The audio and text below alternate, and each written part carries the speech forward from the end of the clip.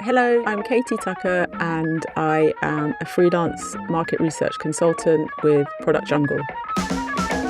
What am I doing here? Do I go the whole way with this or do I just try and get another job? But there was something inside me that was like, just keep going, be patient. I'm trying to figure out what's easy for me, what's easy but also valuable. And that often is just being myself. There's only so much you can do, and I think freelance life brings you that flexibility, but it also forces you to make choices on like what's really important. Hey, how you doing? I'm Steve Folland. Welcome to another one. This episode is supported by Freelancer magazine, sharing inspirational stories from freelancers around the world, freelancer-specific business advice, practical tips, trends, events and lifestyle features. Get your eyes on Freelancer magazine for yourself. Head to freelancermagazine.co.uk to subscribe. There's a digital version too, but if I were you, I'd get those sweet glossy pages in your hand. I'm more mindful these days of my bandwidth. Unfortunately, I'm not a machine, even though I'd love to just plug myself in. The reality is no, the better I feel, the better everything else tends to go anyway. Yeah, so there is Katie. Her story coming up. She wrote the book, Do Penguins Eat Peaches? There it is. We loved this in the Being Freelance community, in the book club when we read it, and I've been looking forward to speaking to Katie ever since. Speaking of the community, do come and join us. Go to beingfreelance.com, click the link. I will see you in there. Shall we crack on?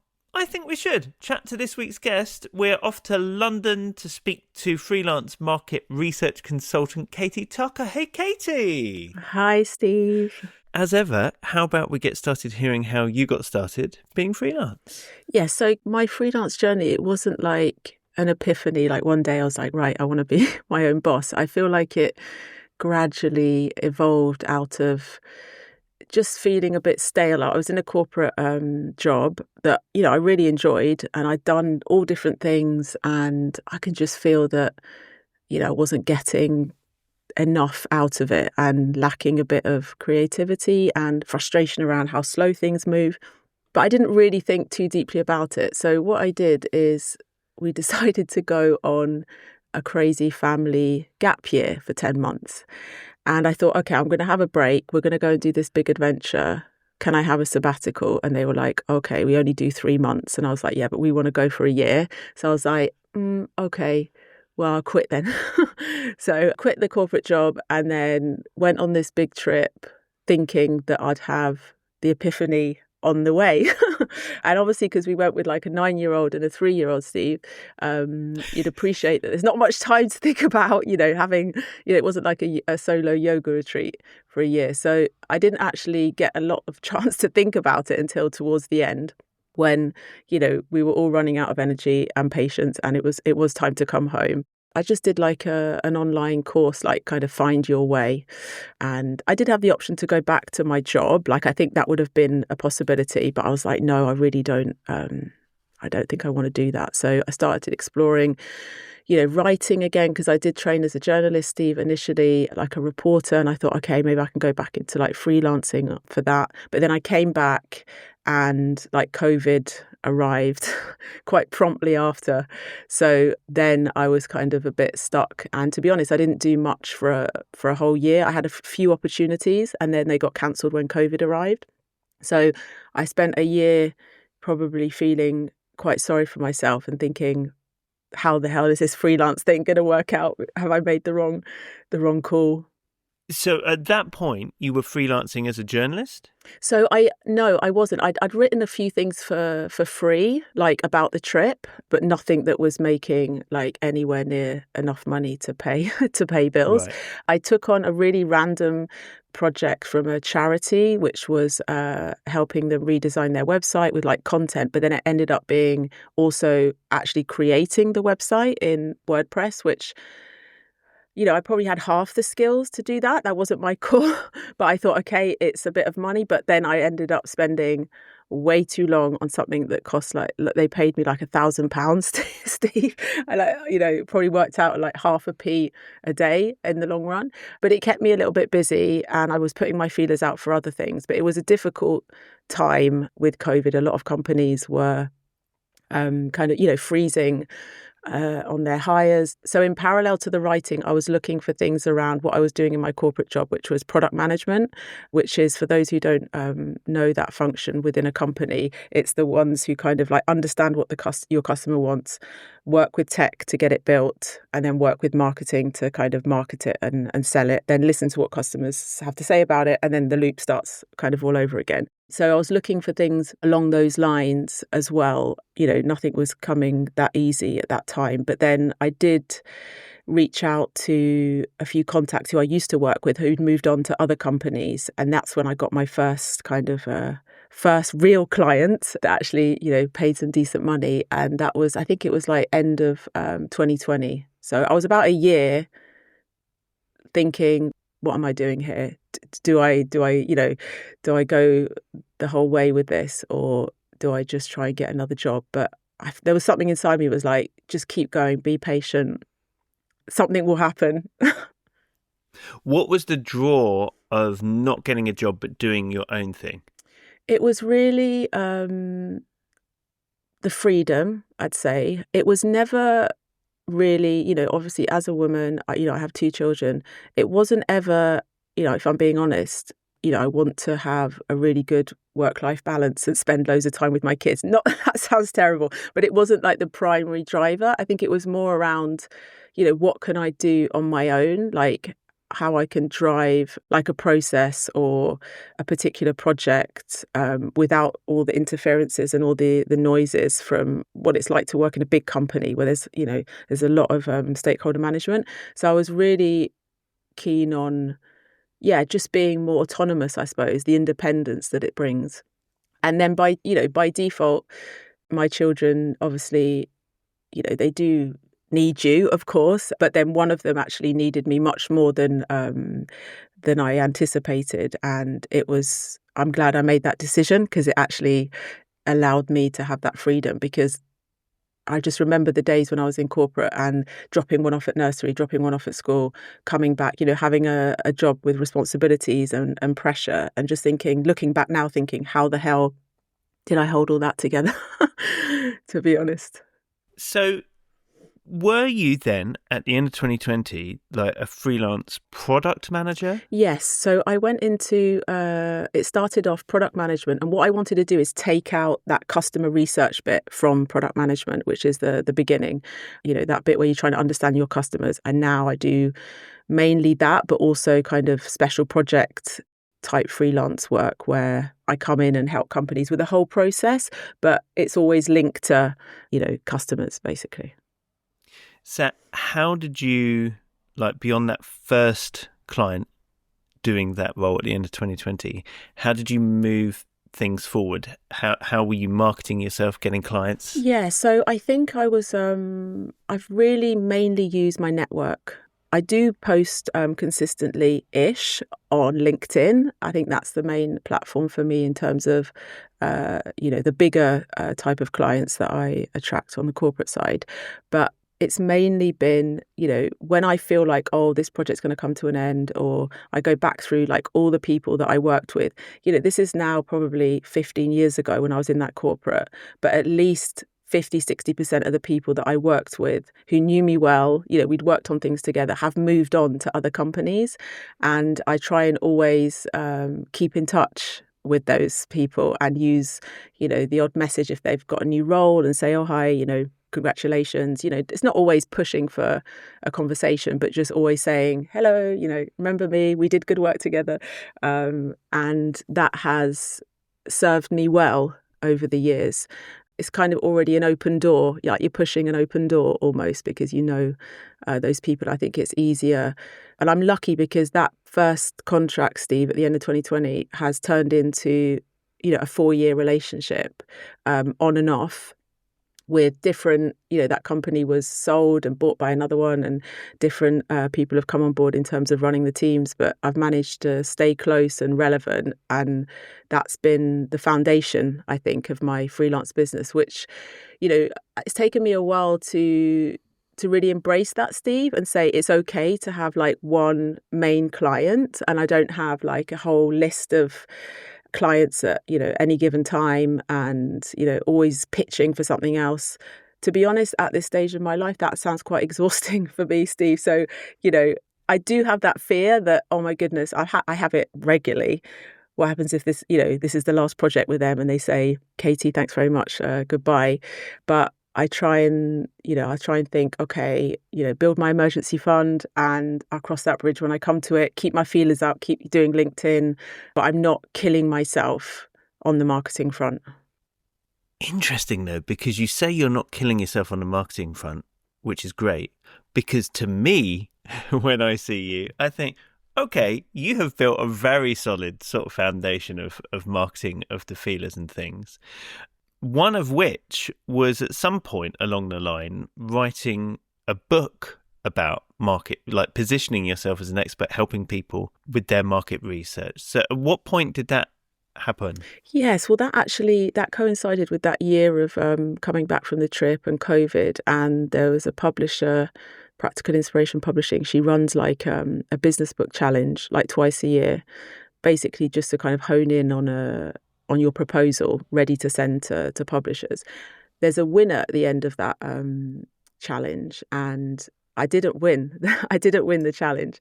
And I realized at the end, when I didn't win it, it gave me something to focus on, first of all, Steve. And I had a book in me, and I thought, I've always wanted to write a book. I studied journalism.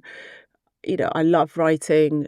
I haven't got anything else to do right now apart from like stay at home and entertain the kids and everything. So I'll give this a go. And I wanted to do a book about product management.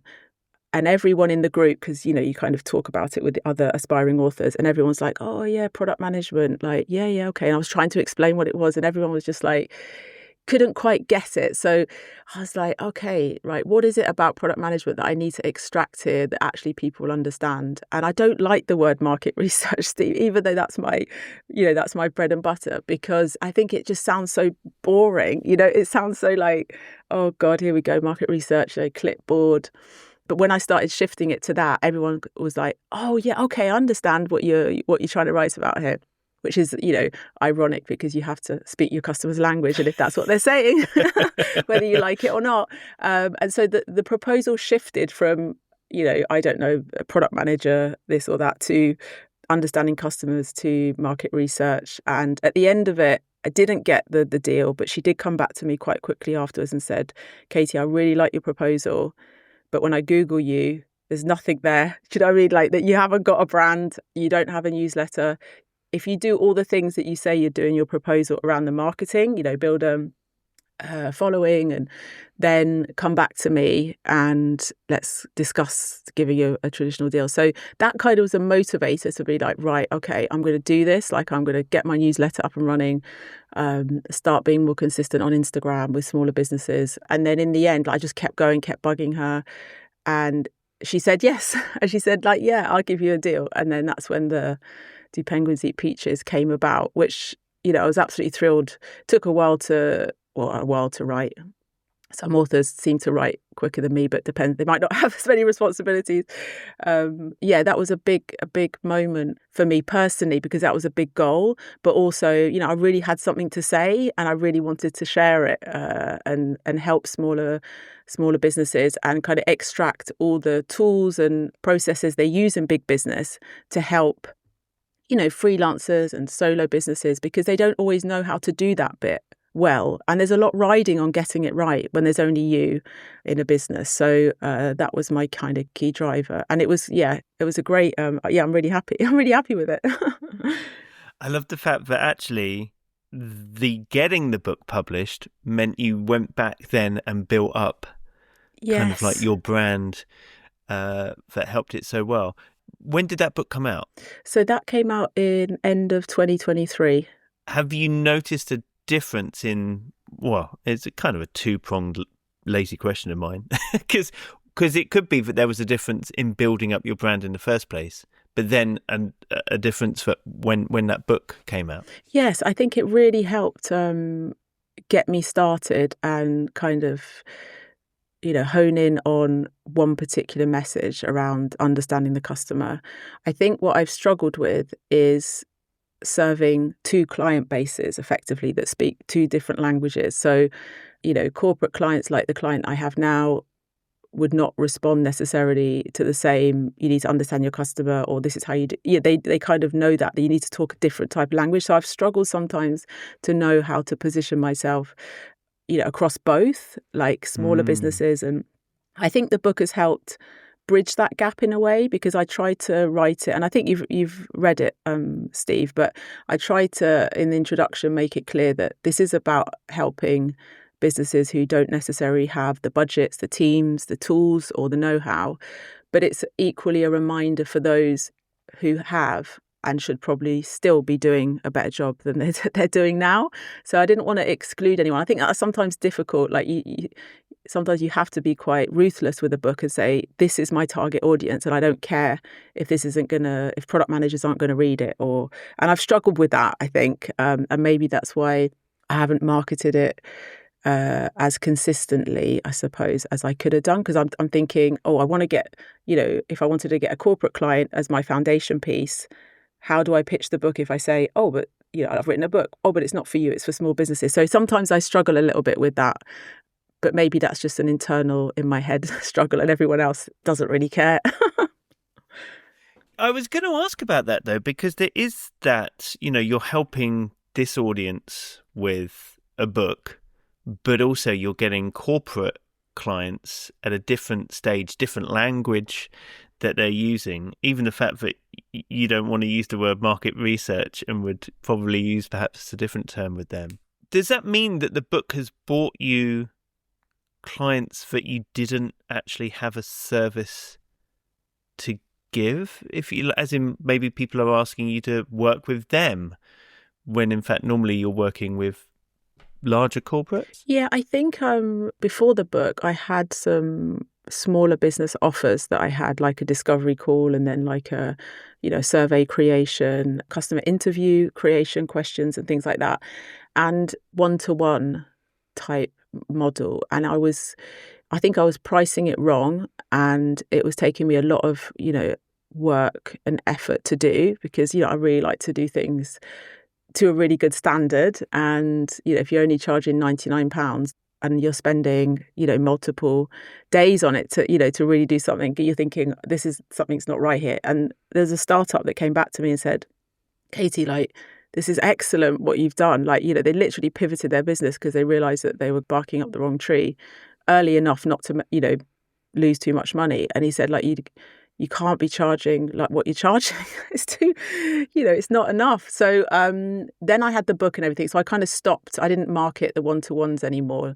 But I have reintroduced it since the book, because I do have people coming through, mainly from things like Enterprise Nation, where I'm a member, an advisor, saying, I want to launch a clothes brand in the women's market and I'd like a bit of help. So I have now, I think, priced it fairly, where there's a lot of value to the person, coming to these sessions, but also I can, really provide value in return. I feel like I'm in a good place in terms of, I know where I want to be. Like, okay, this is my corporate offer, but I do want to have something for the smaller or medium-sized businesses, and I'm slowly kind of building that up in parallel.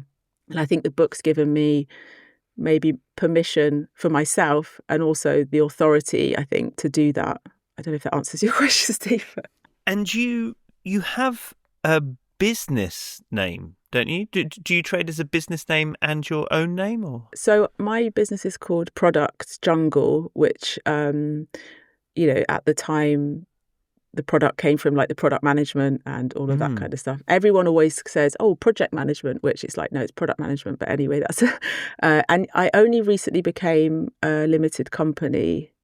It's actually working out better for me from a cash flow perspective, Steve, having the separate accounts, having money coming into one, paying myself. It's just making it easier. And I don't seem to be, I haven't dipped into my savings, mainly because a client will pay you put the invoice in, it's a big company, they'll pay, 3 weeks down the line or 4 weeks. And sometimes that didn't always work out and I had to take some money out of savings or the tax savings and then put it back. And then you miss the interest for that month. And it was just like, but now I feel that things, and it's the same money, like I'm more or less getting the same money, but having them separate and just doing things a bit differently is meaning that I feel all of a sudden a bit more financially secure. So yeah, I am a limited company now and Product Jungle is the name. And your email is Jungle Juice? Yeah, my newsletter is Jungle Juice. So I've been writing that. That was one of the first things I did actually for them, to build up that credibility for the publisher, was launch Jungle Juice initially on Squarespace. And then I moved it recently to Substack, where everyone seems to be now hanging out.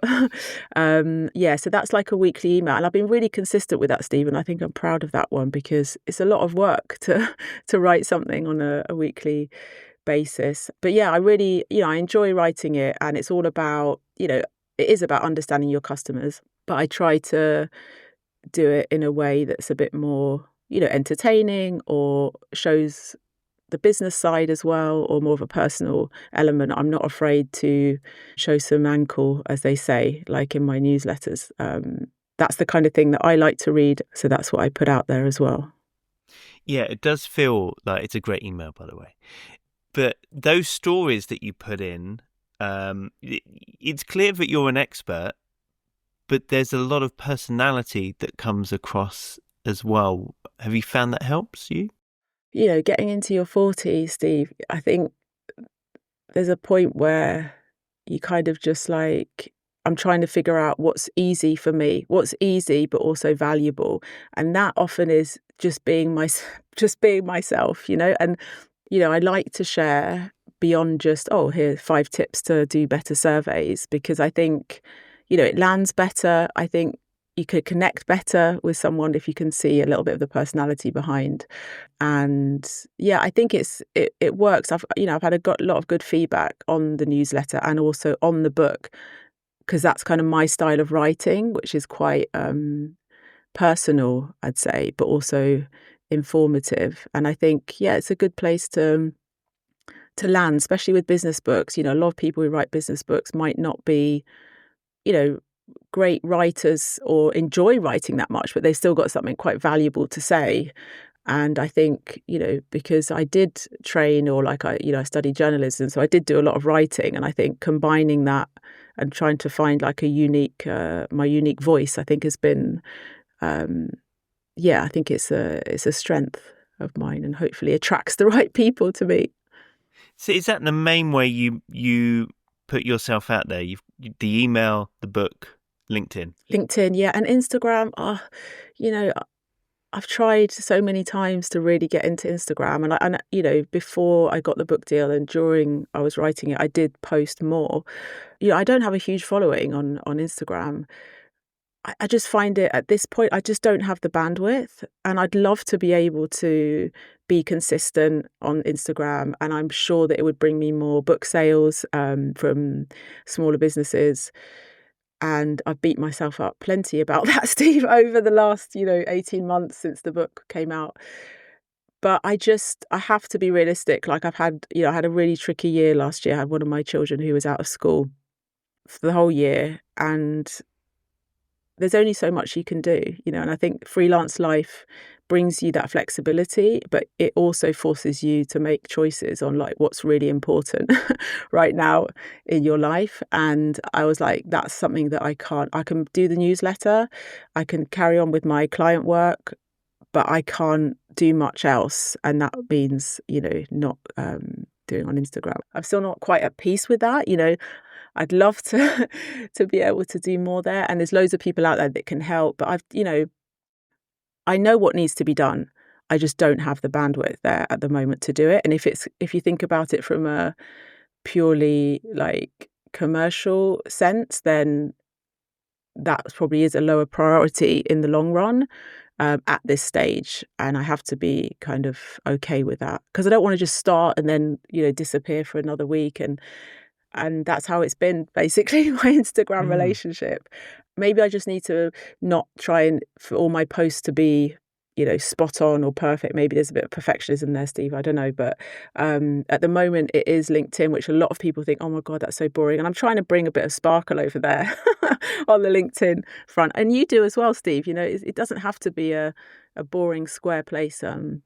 LinkedIn, there's lots of people with multiple hats, that are on there, and I think it can be a good place for connections too. But yeah, that's the main at the moment, is the newsletter. I've also got another newsletter, Steve, that I've created, which is more on the other things I'd like to work on, called Broken Fish Fingers, which is about parenting, neurodivergent children, and like just exploring that space a bit more. And that's something that's pulling at me at the moment. I think a lot of parents who find themselves sometimes in these positions do end up somehow down the line making an impact in that space, or at least trying to, whether it's from the advocate route and things like that. So that's something bubbling up in my mind at the moment to explore more when I have time. Yeah. Well, I mean, hats off to you for putting boundaries in place, or the expectations, perhaps. That's not easy to do, but it sounds like the last year was challenging. How did you balance, you don't have to go into lots of detail about it, but how do you balance the home responsibilities and your own work responsibilities and those ambitions? Is it a case of just thinking back burner some of that stuff, or? It's a constant discussion I have with myself. But yes, I think what last year taught me was that if I want to do a good job, like what's the most important thing at that stage was making sure that my child was okay, and that I was, fighting for a lot of things for her. The foundation work, so with the main corporate client, kept me going financially, so I could support them for the 1 or 2 days a week and still be okay financially. So that was kind of a big, at some point I was like, okay, please don't, cancel me now, because then I'll really be in the shit, Steve. But that kept going, and then it forced me to make those choices that and I am an ambitious person, or I'm quite creative and I have lots of ideas. And so I had to say, intentionally, I think is important for me. I had to not just let it happen, but say, Katie, you cannot do all of this. So you are not going to do this. And now you've made that decision. It's not forever. This is a chapter in your life, and you can pick it up again when you start feel like you're treading water again and not swimming manically against the tide. So I'm getting better at that. As long as I park it intentionally, then I can come back to it, instead of just life just rolling on and you're like, oh, I should be doing this. It takes up a lot of brain space if you don't make those decisions intentionally. I think the other thing is that I do have a co-working space, Steve, and that has been really important for me, and I've kept that as much as I can.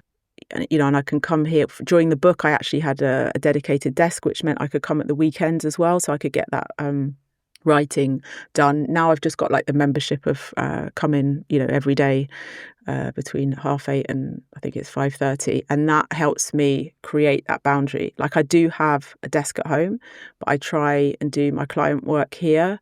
If I need an extra half a day, sometimes I'll do it at home, because my child isn't yet in any full-time education. She's doing a little bit here, a little bit there. So there's a lot of taking and dropping off, and it's not a full school day. So me and my partner, he's also a contractor, and we make it work. We've got calendar on the fridge and lots of different colours, and we make it work. And we also have a nearly 16-year-old who just gone through GCSEs as well, different needs. I've got quite a big age gap with my kids. So I think it's really important to, and I was just talking about it actually with my partner the other day, saying actually this has worked out really well, being contractors and freelancers, because, we could be working every day, coming back at 5, 6, we're connecting with our kids a lot more just by being around.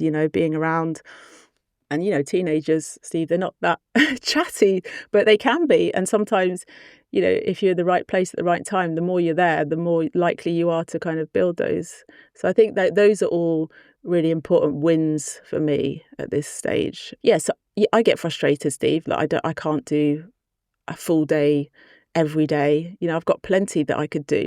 I'm not bored. I'm not bored. It's not a lack of ideas, but And then sometimes I take myself away, Steve, as well. Like I'll go to my mum's for a week or a long weekend somewhere, and sometimes just 3 days by myself, just to kind of get my thoughts in place, get my loose plan, as I like to say, together.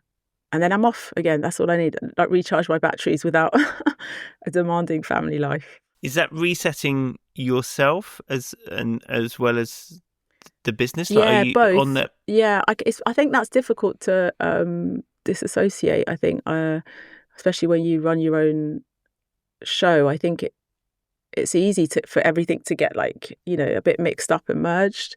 But yeah, like I always, if I do have a bit of that solo time, it will be probably both. Like I'll think about things that I need to sort out, whether it's for my kids, the house, that kind of stuff, financial planning, but then also business. And that sometimes that's all I need. I think it's easy to get overwhelmed, and not everyone has the privilege to be able to do that and just leave caring responsibilities.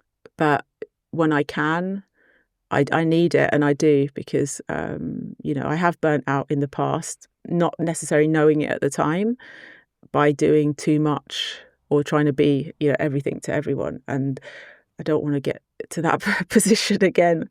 So I'm more mindful these days of my bandwidth, which unfortunately, I'm not a machine, even though I'd love to just plug myself in and ready to go again. But the reality is no, and the better I feel, the better everything else tends to go anyway. Okay, back with Katie's story in a moment, and not just her story, but since she's such an expert in market research, I asked her, perhaps rather cheekily, what mistake she regularly sees freelancers making when it comes to market research. So her advice on that coming up as well. Please do head to beingfreelance.com. Katie has an excellent email. I like to think mine's pretty good too, and I would love you to sign up for it. If you're not getting it already, go to beingfreelance.com and click on newsletter. You'll be getting that in your inbox before you know it. Also, everything else you need is there. Over 300 episodes of the podcast. There is the course for new freelancers, and I'm going to say it, the community. Come and join us. It's such a nice place to hang out. People regularly get help, support, work, referrals. But it's just so nice to know that you're not alone being freelance, and that there are people out there who get it as well, to be amongst folks in our own private space. So you're not just talking about this stuff publicly on LinkedIn, for example, or Instagram. So yeah, come find us. Everything you need to do know is at beingfreelance.com. Okay, should we get back to Katie's story? I think we should. With that limited bandwidth, and you positioning yourself as an expert, as a consultant, does that mean you've worked on your pricing to mean that, I don't know, well, let's say you don't have to work every day with 5 clients, for example? Absolutely, Steve. I have worked on my pricing. So when I first started out, I did have like a business coach, and I wasn't having any money coming in, but she was offering this deal for like 6 sessions, and I went with it, and it really helped me start with that kind of what am I going into this price per day, because it's kind of daily rates. And that was around, I think it was like $550 or $650 at the time a day, which I felt quite uncomfortable at the time. I was like, oh my God, that's a lot of money for like a day. And I've gradually increased that number, Steve, over the last 3 or 4 years. I've only gone up like I think once or twice with my client, and now I'm at a comfortable day rate, Steve, where I can just work 2 days or 2.5, and it still allows me to pay the mortgage and pay the bills, and not live a life of complete luxury in London, because you need to be earning loads for that. But I'm happy with that, and that has been probably based on that corporate expertise that I've had. If I was just serving a smaller business audience, I would have to work longer hours and hustle more, and that's not something that I'm in a position to do at the moment. So pricing has really helped. It hasn't come easy though, like saying, this is what I'm worth. I always think, oh my goodness, like that's a lot of money, for a day. And then I have people say back to me, this is, they don't have to pay anything like on you. They can cut you when they want, and you're paying for. You're putting into your own pension. The holidays aren't paid. There's no sick pay. All of that kind of stuff. And it's just a business transaction. And if you put it that way, it's actually a fair rate from my experience.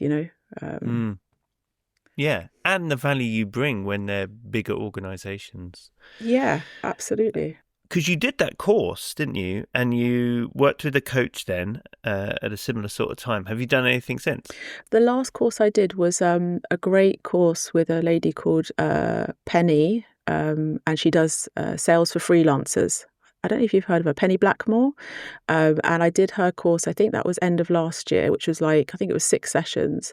And that was about honing in a bit better on my product offering. Like, what is it that I offer as a consultant?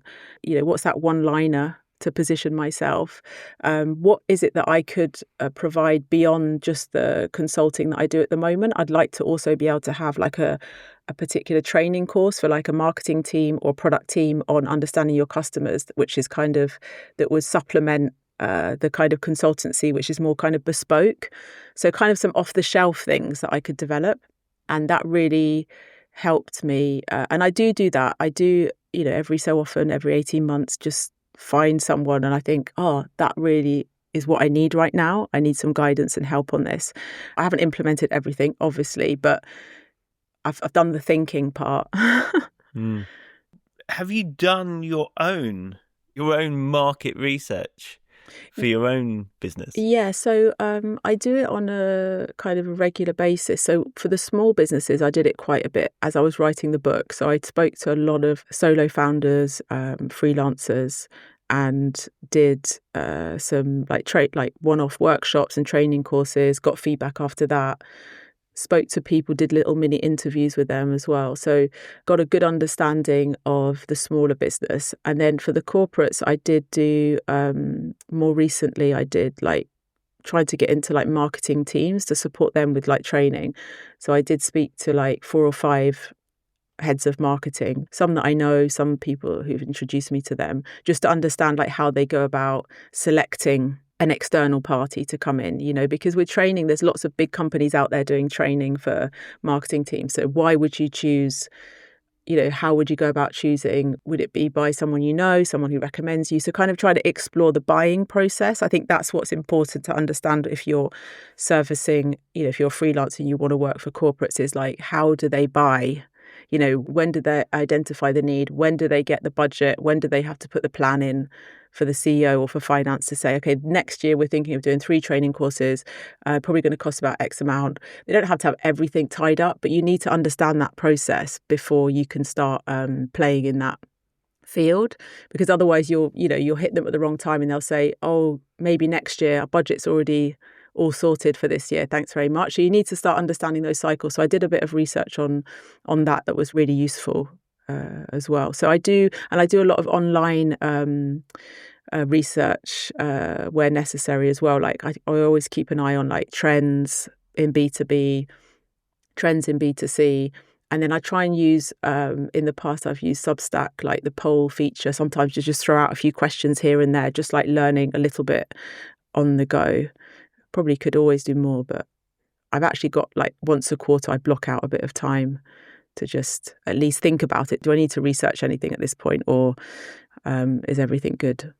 Yeah, it sounds like you carve out time to get more strategic, be it taking literal time away or quarterly. Yeah, no, definitely. I think that's what I haven't always done well. And I think it just helps me so much to know that I have that window of time, and calendars can get booked up. So I always say to people, like, literally open your calendar today. In 2 months' time, your calendar is highly likely to be free, or they'll have some free spaces.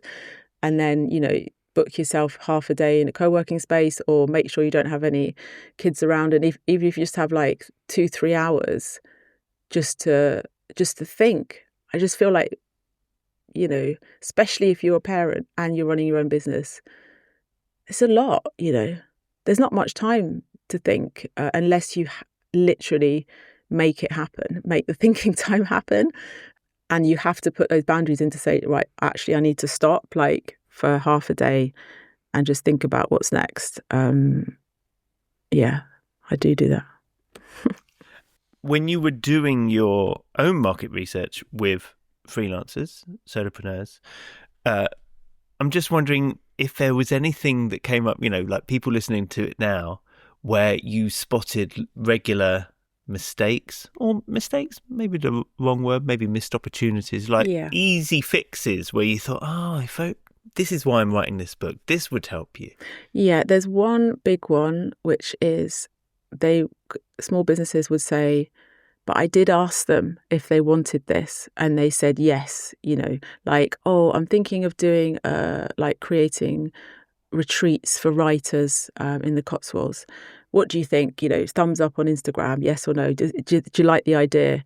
And then people will be like, yes, or whatever, and then go away and beaver away at creating this thing, whether it's an event or a new product. And then basically when they launch it, no one buys it. So they're like, well, but I asked them, I did my market research, I asked them.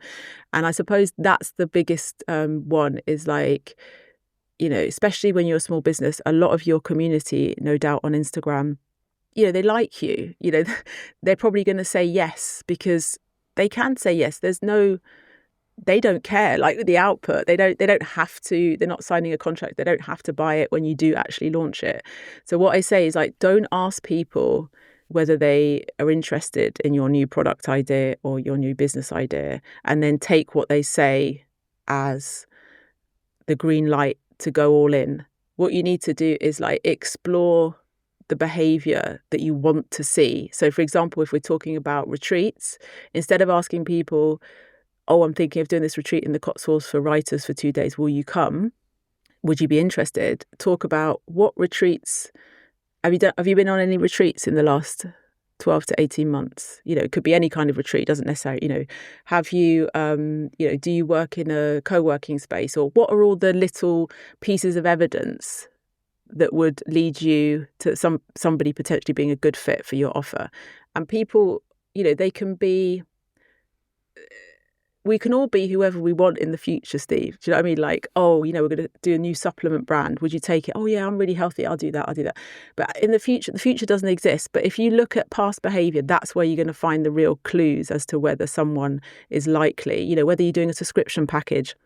Just ask them what subscriptions you currently pay for. Like, is that a habit that you have in your life? Do you know what I mean? Whether it's, okay, you got the obvious ones like Netflix, but you get a food box or a beer box, or, you get a magazine sent to you regularly. Because if somebody has none of that, and then you're launching a subscription box for your, like, hand squish candles and like lovely little jams, they might, I'm not saying there's no exception to the rule, but if there's no evidence in past behavior that this would be someone who would buy this. So dig deeper, basically, or be smart about the questions. Look for the behaviors that you want to see. Ask questions about that. Don't just ask them what they'd do in the future. Are you interested? Oh, do you think you'd buy this? Because most people want to be supportive. I mean, you'll get the odd person really, really honest will say, no, sorry, I'm not interested. But most people, especially in small business community networks, they want to be nice. You want to be supportive. So they're probably going to say yes. And then you launch the course and then no one comes. Does that make sense, Steve? That's my... Yeah, no, it does. Yeah. I always do this thing where I ask for 3 facts about yourself to make 2 true, 1 a lie, and let me figure out the lie. What do you have for us? Okay, so I have... I've been interviewed on the BBC at least 3 times, Steve. I did a year at vet school before I studied, before I switched to journalism. And I took Saturday Latin classes for 2 years in a row. Okay. Why were you interviewed on the BBC? So I was interviewed on the BBC. My first job was a market reporter for like an energy publication, and my speciality was around like carbon emissions and renewable energies. And I was interviewed by, I think it was on the You and Yours about energy tariffs. I also went on Radio 4, serious? Yes, and I went on BBC Business Breakfast. That was TV. I think it was twice BBC 4 and once on the TV. A long time ago. I mean, that's possible. or you could just be using a likely scenario. Vet school, however, this is very different. Yeah, so what, you spent a year as a vet only to then go, Yeah, that was my first thing that I wanted to do when I was a kid. Like, if you asked me up until about 10, what do you want to do when you grow up? I wanted to be a vet.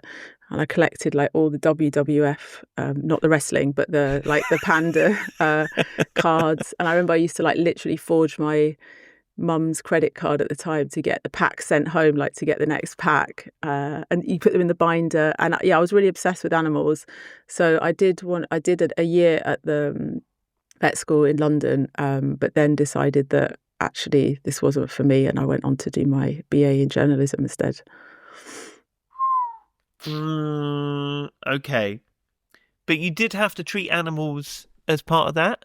Yeah, so the first year there's a lot of there is a bit of practical, but there's a lot of theory as well about anatomy, and there wasn't really much like gory stuff like dissecting hamsters or things like that.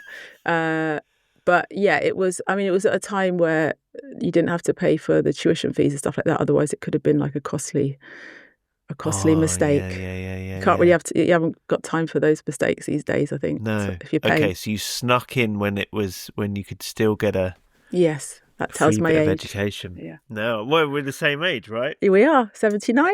Yeah. All right. Final one was Latin class. When did you take Latin classes? So I took Latin classes when I was 17 and 18 years old. So I moved to France in 1989. My mum moved us there when I was like 10, and we went to French school until 19. And a part of the French baccalaureate, one of the options, because I was in like the literary branch, was a dead language. So it was either Greek or Latin. And so I went for Latin. This is excellent because, let's face it, just the fact that you lived in France and went to French school could have been a fact in itself. This feels true. Maybe you never went to vet school. Maybe that's the lie. There's a truth in there. I believe that you wanted to be a vet. I believe the pandas. I even believe the admission to a crime that you put in there that we'll gloss over in case your family ever hear this. But yeah, you never went to vet school. You're correct. I didn't go to vet school. Nice one. Oh. I should have done a bit more research on what they do first year of vet school to make that one a bit more credible. But they weren't bad. But you did want to be a vet? I did want to be a vet. And the whole thing, yeah, I did really want to be a vet. And all the stuff around the cards is true as well. All right. Now, if you could tell your younger self one thing about being freelance, what would that be? I'm going to have to say two things. One is that you can change your mind if you want. You know, I feel like sometimes everyone wears their freelance status like a badge of honor, and it is hard, and I understand. But at the same time, if push comes to shove and you need to get a job for 6 months or a job alongside it, like a salary job, that's fine.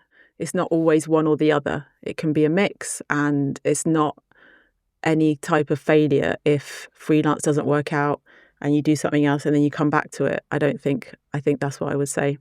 You don't have to go, it doesn't have to be all or nothing. And the second thing would be start building an emergency fund as soon as possible. I think that's probably the underlying anxiety of being freelance, is the lack of guarantee around that money coming in every month. And now I've kind of got in a position where I can build up an emergency fund. I think it just gives you a bit more peace of mind and lets you ride the, maybe the slower months with less, Katie, it's so good to talk to you. Go to beingfreelance.com, as there are for all of our guests. There are links through so that you can find Katie online. Make sure you sign up to her newsletter, because all of us are running businesses and you could do with her advice, and they're just a pleasure to read. So go get that. And we loved the book, Do Penguins Eat Peaches, in the Being Freelance book club, which was part of the Being Freelance community. Go on, you need to sell it more. I It's need such a to good sell book. it more. I know, I do. Yeah. I really do. It deserves it. It Because does. it There's is. so many bad business books. There's so Get many. that one out there. Yeah. Okay. This is it. This is it. Brilliant. Katie, thank you so much, and all the best being freelance. Thank you. Thank you so much. Yes, so there goes Katie. And as we mentioned, we read her book in the Being Freelance community. You should come and join us. You know you should. Come and hang out with us. Go to beingfreelance.com, click on community. Make sure you're following or subscribed to whatever the lingo is, wherever you're getting hold of this. And I'll see you for another one very soon indeed. You have a great week being freelance.